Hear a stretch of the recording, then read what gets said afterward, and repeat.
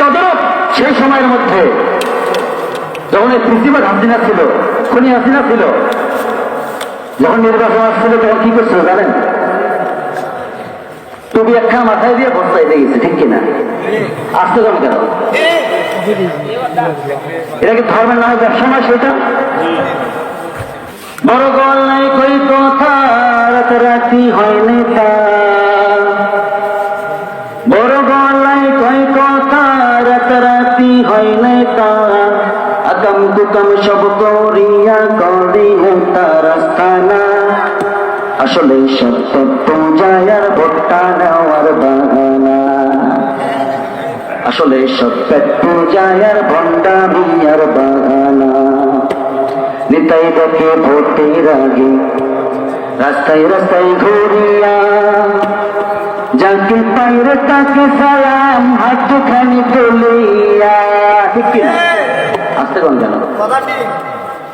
নেতাই দেখে ভোটের আগে রাস্তায় রাস্তায় ঘুরিয়া, যাকে পাইরে তাকে সালাম হাতখানি তুলিয়া। এটাই করুন সেটাই করুন, এটাই করুন সেটাই করুন, এই যে কত সান্ত্বনা। আসলে সত্য পূজায় আর ভোটটা নেওয়ার বাহানা। কখনো যায় মসজিদেতে, কখনো যায় মন্দিরে, গির্জায় গিয়ায় আবার নেতাই দেখে বাহাদুর বলে। কখনো যায় মসজিদেতে, কখনো যায় মন্দিরে, গির্জায় গিয়ায় আবার নেতাই দেখে বাহাদুর বলে। হিন্দু কি না মুসলমানটা, হিন্দু কি না মুসলমানটা মনে করা যায় না। আসলে সত্য পূজায় আর ভোটটা নেওয়ার বাহানা। আসলে সত্য পূজায় আর ভোটটা নেওয়ার বাহানা। মিষ্টি মিষ্টি কথা কইয়া সাজা ইসলামের সেবে, সেই দাবিতে নামলে মিছিল লাঠি চালায় ধরে। মিষ্টি মিষ্টি কথা কইয়া সাজা ইসলামের সেবে, সেই দাবিতে নামলে মিছিল লাঠি চালায় ধরে। মোল্লা ভাইদের দেখলে ওদের, আলম ভাইদের দেখলে ওদের মাথায় ওঠে যন্ত্রণা। আসলে সত্য পূজায় আর ভোটটা নেওয়ার বাহানা। আসলে সত্য পূজায় আর ভণ্ডামি আর বাহানা। বড় গলায় কই কথা, রাতারাতি হয় নেতা। বড় গলায় কই কথা, রাতারাতি হয় নেতা। আকাম কুকাম সব করিয়া করি নেতা রাস্তানা। আসলে সত্য পূজায় আর ভোটটা নেওয়ার বাহানা, ঠিক কিনা? ইন্নাল হামদুলিল্লাহিল আকরামিল্লাযী খালাকাল ইনসানা ওয়া কাররামা ওয়া 'আল্লামাহু মিনাল বায়ানি মা লাম ইয়া'লাম। فسبحان الذي لا يحصى امتنانه باللسان ولا بالقلم. نشهد أن لا إله إلا الله وحده لا شريك له، ونشهد أن سيدنا ومولانا محمدا عبده ورسوله الذي أرسله بالحق بشيرا ونذيرا وداعيا إلى الله بإذنه وسراجا وقمرا منيرا. فقد قال الله تعالى في كلامه المجيد وفرقانه الحميد: أعوذ بالله من الشيطان الرجيم. بسم الله الرحمن الرحيم. إن الله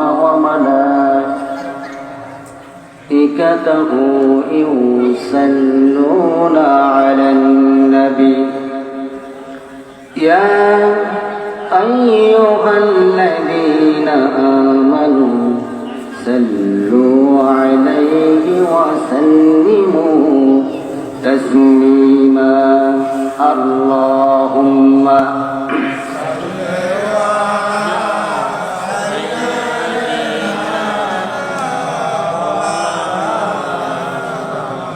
وعلى آله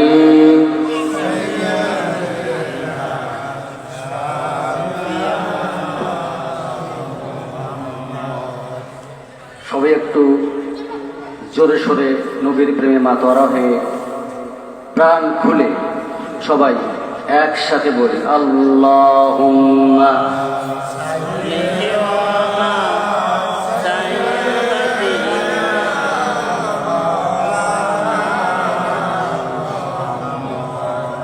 وعلى آله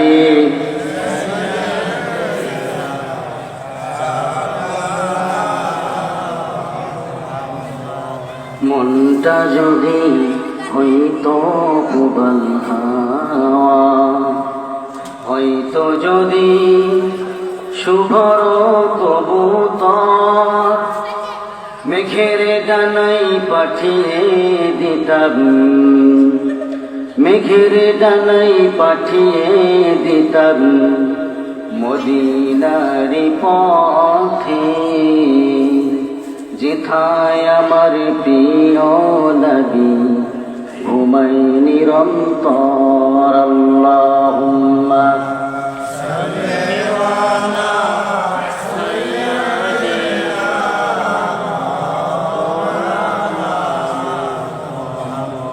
وعلى آله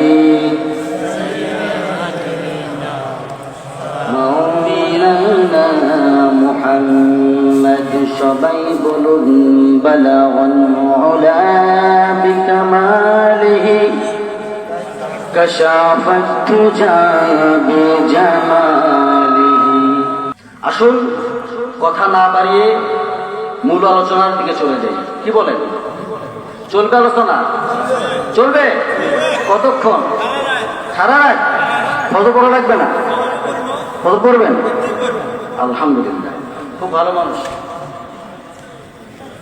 সম্মানিত উপস্থিতি লোকজনকে এইভাবে আসতেই থাকবে বলেন বলেন বাইরে কথা বলতেছে ভাইরা আমার আসেন এদিকে বসেন অনেক জায়গা আছে আমি কোরআন আল কারীম থেকে একটা আয়াত তেলাওয়াত করেছি সূরা আনফাল আয়াত নাম্বার 30 মনে থাকবে তো সূরা আনফাল আয়াত নাম্বার 30 একটা আয়াত তেলাওয়াত করেছি যে আল্লাহ সুবহানাহু ওয়া তাআলা আমাকে যেন বলার তৌফিক দেন বলি আল্লাহুম্মা আমিন ওয়া মা তাওফীকি ইল্লা বিল্লাহ আলাইহি তাওয়াক্কালতু ওয়া ইলাইহি উনীব কারণ আমার ভিতরে কোনো ইলম নেই সুবহানাকা লা ইলমা লানা ইল্লা মা আল্লামতানা ইন্নাকা আনতাল আলিমুল হাকীম যদি আল্লাহ রাব্বুল আলামিন আমাকে বলতে না দেয় আমার ক্ষমতাও নেই আমি বলবো সম্মানিত উপস্থিতি সেই দৃষ্টিকোণ থেকে আমি বলতে যাচ্ছি আল্লাহ রাব্বুল আলামিন এই কোরআন আল কারীম যে আমরা শুনবো সে বিষয়ে কোরআনের মধ্যে শোনার আদব আছে না নাই বলেন তো আসতে কবেন না আছে না নাই জোরে বলতে হবে আমার কথার জবাব দিতে হবে ঠিক কিনা বলেন আলহামদুলিল্লাহ ভালো মানুষ আল্লাহ রাব্বুল আলামিন কোরআনুল কারীমের মধ্যে বলেন ইদা কুরিয়াল কুরআনু ফাসতামিউ লাহু ওয়া আনসিতু লাআল্লাকুম তুরহামুন জোরে বলুন আল্লাহু আকবার যখন তোমাদের সামনে কোরআনে কারীমের কোনো আলোচনা করা হয় সেই সময় কি করবে ফাসতামিউ লাহু মনোযোগ সহকারে কোরআন শ্রবণ করবে বসে থাকবে এবং মনোযোগ সহকারে কোরআন শ্রবণ করবে আশা করা যায় তোমার উপরে সমস্ত রহমতগুলো নাজিল হয়ে যাবে জোরে বলুন সুবহানাল্লাহ আমার বন্ধুরা ভাইরা আমার কোন বান্দা যদি রাতের বেলায় কোরআন আল কারীম শোনার জন্য কোরআনের ময়দানের মধ্যে এসে বসে পড়ে যায়। আল্লাহ রাব্বুল আলামিন বলেন 1000 নফল নামাজ পড়লে যেই সওয়াব হইত, ওই বান্দা রাতের বেলায় কোরআন আল কারীমের আলোচনার ময়দানের মধ্যে বসার জন্য আমি আল্লাহ রাব্বুল আলামিন ওই বান্দার আমল নামার মধ্যে 1000 নফল নামাজের সমান সব রেডি করে দিই। জোরে কই সুবহানাল্লাহ। আমার বন্ধুগণ, প্রিয় ভাইরা আমার, ভালো করে শুনবেন, কানগুলো খরগোশের মতো খাড়া করেন। আমার বন্ধুগণ, আর কোন বান্দা যদি দিনের বেলায় কোরআন আল কারীম শোনার জন্য কোরআনের ময়দানের মধ্যে এসে বসে পড়ে যায়, আল্লাহ রাব্বুল আলামিন বলেন ওই বান্দার আমল নাম্বার মধ্যে 500 রাকাত নফল নামাজের সমান সব আমি আল্লাহ রেডি করে দিই। বলি সুবহানাল্লাহ। তাহলে রাতের থেকে দিনের থেকে রাত বেশি না কম? তাহলে যারা বাইরে ঘুরতেছে ভালো কাজ করতেছে না খারাপ কাজ করতেছে বলেন? সম্মানিত উপস্থিতি, দিনের বেলায় কোরআনের মজলিসে বসলে হাদিস শরীফে আসছে 500 রাকাত নফল নামাজ পড়লে যে সওয়াব হইত, সেই পরিমাণ সওয়াব আমি আল্লাহ রাব্বুল আলামিন ওই বান্দার আমল নামার মধ্যে রেডি করে দিই। আর রাতের বেলায় এই শীতকে অপেক্ষা করে কোন বান্দা যদি কোরআন শোনার নিয়তে, সহিহ নিয়তে এসে বসে পড়ে, আমি আল্লাহ রাব্বুল আলামিন 1000 নফল নামাজের সমান সওয়াব ওই বান্দার আমল নামে রেডি করে দিই। আর একটু আসতে দাম সুবহানাল্লাহ।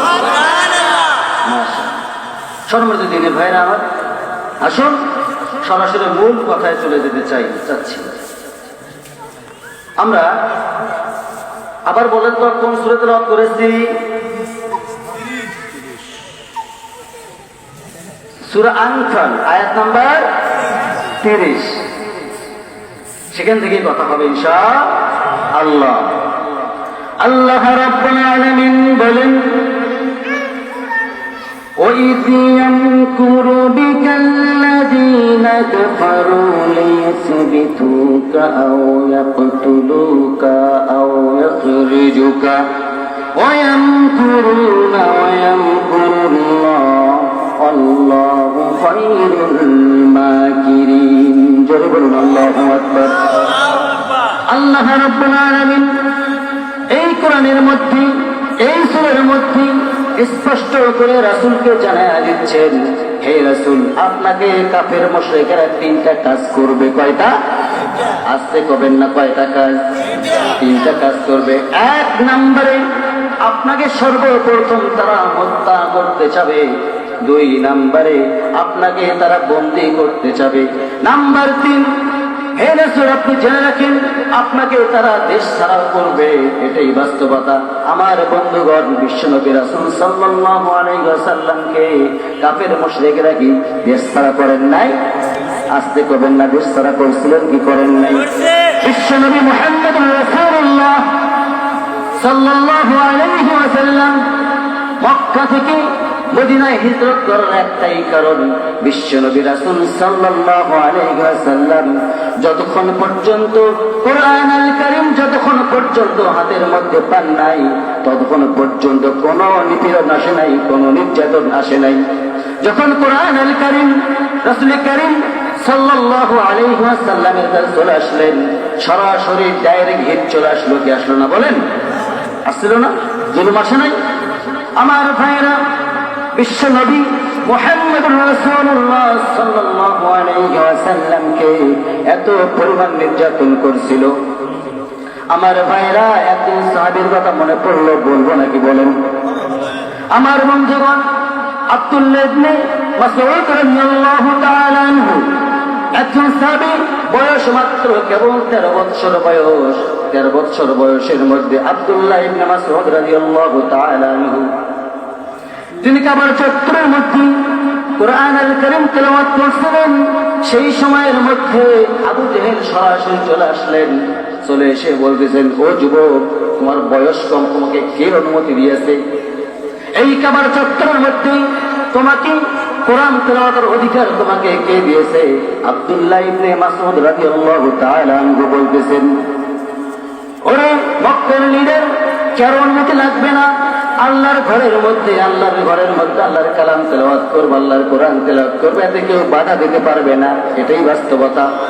আবু জেহেল সঙ্গে সঙ্গে বলে ফেলল, ওরে ছোট্ট বালক, ওরে আব্দুল্লাহ, তুমি ছোট মানুষ, তোমার মুখে বড় কথা কেন? আব্দুল্লাহ ইবনে মাসউদ রাদিয়াল্লাহু তাআলা আনহু আবার বলতেছেন, ওরে মক্কার লিডার হতে পারেন আপনি, সমস্যা নাই। আল্লাহর ঘরের মধ্যে কোরআন তেলাওয়াত করতেছি, কি সমস্যা বলেন আপনি? সঙ্গে সঙ্গে আবু জেহেল বেকেরার হয়ে গেছেন। বেকেরার হয়ে গিয়ে সঙ্গে সঙ্গে আব্দুল্লাহ ইবনে মাসউদ রাদিয়াল্লাহু তাআলা আনহু এমন ভাবে পাঞ্জাবির কলার ধরে ফেলছে, পাঞ্জাবির কলার ধরে এমন ভাবে কান যেতে থাপ্পড় হাঁকায়া দিয়েছে।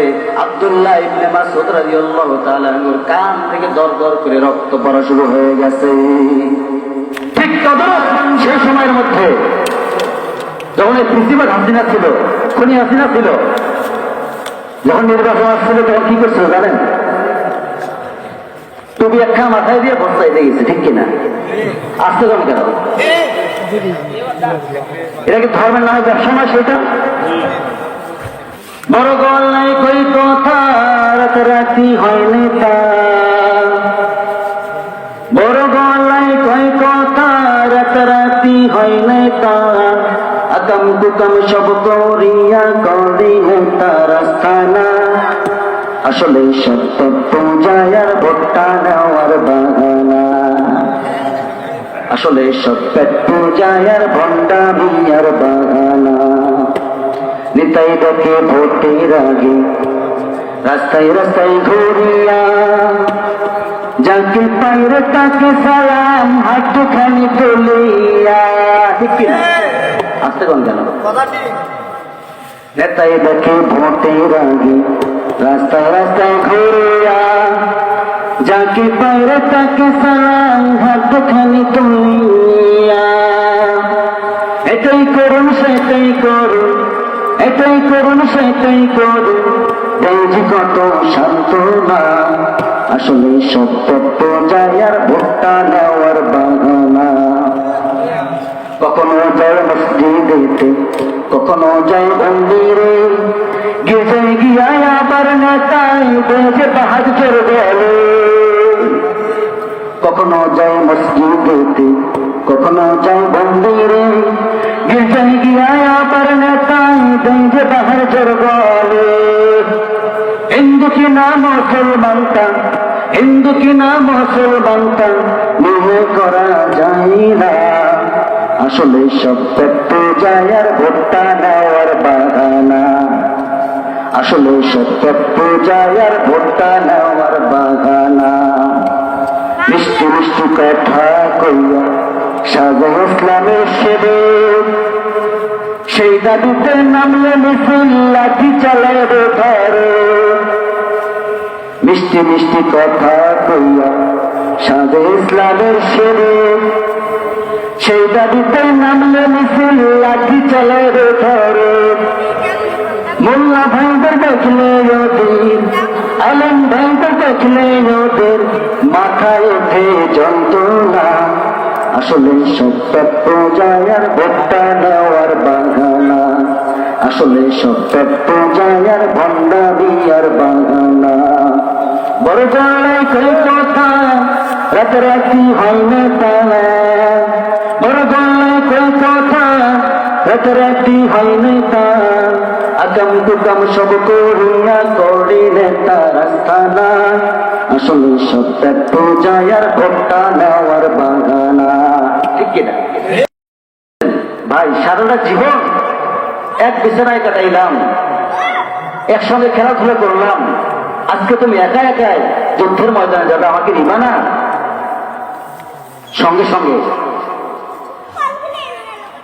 বড় ভাই কি করলেন? শক্তি কমায়া দিলেন। আপনারাও বলবেন শক্তি কমায়া দিলেন। ছোট ভাই উপরের মধ্যে ওকে বিশ্বনবী রাসূল কারীম সাল্লাল্লাহু আলাইহি ওয়াসাল্লামকে বুঝিয়ে দিলেন, ইয়া রাসূলুল্লাহ, আপনি দেখেন বড় ভাই যে আমার শক্তি কিন্তু কম না। আমার নবীজি বুঝতেছেন আর মুস্কি মুস্কি হেসে হেসে বলতেছেন, আহারে ছোট্ট ছোট্ট বাচ্চা হতে পারে, কত সুন্দর স্পিরিট দেখেন। আর আপনাদের কয়জনের স্পিরিট আছে বলেন? আছে আছে, আপনাদের স্পিরিট আছে? হারে গেছি কি নাই? আমাদের ইমানি শক্তি নাই। যুদ্ধের ময়দানের মধ্যে তুমুল যুদ্ধ শুরু হয়ে গেছে। এমন সময় আব্দুল্লাহ ইবনে মাসউদ রাদিয়াল্লাহু তাআলা আনহুকে ওই ছোট্ট বাচ্চা বলতেছেন, ও চাচা, শুনেছি বিশ্বনবী রাসূল সাল্লাল্লাহু আলাইহি ওয়াসাল্লামকে নাকি আবু জেহেল অনেক কষ্ট দিয়েছে, কে সে আবু জেহেল দেখায়া দেন। আব্দুল্লাহ ইবনে মাসউদ বলতেছেন, কি করবে? দেখায়া দেন, নাস্তা করব। কি করবে? আব্দুল্লাহ ইবনে মাসউদ চিন্তা করতেছেন, আবু জেহেলের টার্গেট তো আমার, এই ছোট্ট ছোট্ট বাচ্চা কি করবে, দেখি দেখায়া দিই। আব্দুল্লাহ ইবনে মাসউদ বললেন, ওই যে ঘোড়ার পিঠের মধ্যে দাঁড় হয়ে আছে, ওইটাই হচ্ছে আবু জেহেল। দুইটা বাচ্চা সিংহের মতো, বাজ পাখির মতো চলে গেলেন। চলে গিয়া কেউ টের পায়নি, কিন্তু ওই তুমুল যুদ্ধ চলতেছে। ঘোড়ার পিঠের মধ্যে আবু জেহেল বসে আছেন। বসে থাকলেন, আবু জেহেল বসে আছেন। দুই ভাই বাম ডান হয়ে এপাশে ওপাশে থেকে দুই ভাই চোখের ইশারা, মনে হয় চোখের ইশারা দিয়েছেন। আল্লাহু আকবার তাকবীর দিয়া আবু জেহেলের বাহুর মধ্যে একবারেই মেরে দিয়েছেন দুই একসাথে। যখন এই মেরে দিয়েছেন, আবু জেহেল ওই যে ঘোড়ার পিঠ থেকে সরাসরি হয়ে পড়েছে, আর জীবনেও খারাপ হয়ে দাঁড়াইতে পারেন নাই। আমার বন্ধুগণ, এমন পর্যায়ে দেখা গেল হাদিস শরীফে আসছে, মুআয এবং মুআয রাদিয়াল্লাহু তাআলা আনহুকে কাফের মুশরিকরা আক্রমণ চালাইতে থাকলো। এমন ভাবে আক্রমণ করলো, বড় ভাই মুআযকে পেছন থেকে একটা তরবারি হাঁকাইয়া দিল, ডান বাহুর মধ্যে হাঁকাইয়া দিল। যখন ডান বাহুর মধ্যে হাঁকাইয়া দিয়েছে, ডান বাহু চামড়ার সঙ্গে ঝোলা শুরু হয়ে গেছে। চিন্তা নাই, ডিস্টার্ব হচ্ছে মনে করে পায়ের তালার, পায়ের নিচের মধ্যে। ওই বড় ভাই করলেন কি, যে কাটা হাতটা চলতেছে না, ডিস্টার্ব মনে হচ্ছে, ডিস্টার্ব মনে হচ্ছে। এমন সময় ওই কাটা হাতটার পায়ের মধ্যে, বাম পায়ের মধ্যে দিয়া এমন জোরে টান মারছে, হাত ছিটকে পড়ে জমিনের মধ্যে পড়ে গেল। আরেক কাফের এসে ওই বাচ্চা, ছোট্ট বাচ্চা কতক্ষণ আর এই ছোট্ট তরবারি দিয়ে যুদ্ধ চালাবে? আমার বন্ধুগণ, আরেকটা কাফের এসে পিছন থেকে এসে মেরে দিয়েছেন, বাম হাত পর্যন্ত ছিটকে পড়ে গেল, দুনিয়া থেকে বিদায় হয়ে গেলেন। মুআয রাদিয়াল্লাহু তাআলা আনহু দুনিয়া থেকে বিদায় হয়ে গেলেন। দুনিয়ার মানুষগুলোকে বোঝায়া দিয়ে গেলেন, আল্লাহর দিন, আল্লাহর দিন বাস্তবায়ন করতে গেলে এইভাবে জীবনটা সরাসরি দুনিয়ার জমিনেই দিতে হবে। যেরকম সুবহানাল্লাহ। আমার ভাইরা, এইভাবে দুইজন ভাই ছিল, দুইজন ভাইকে দুনিয়া থেকে বিদায় করে দিল।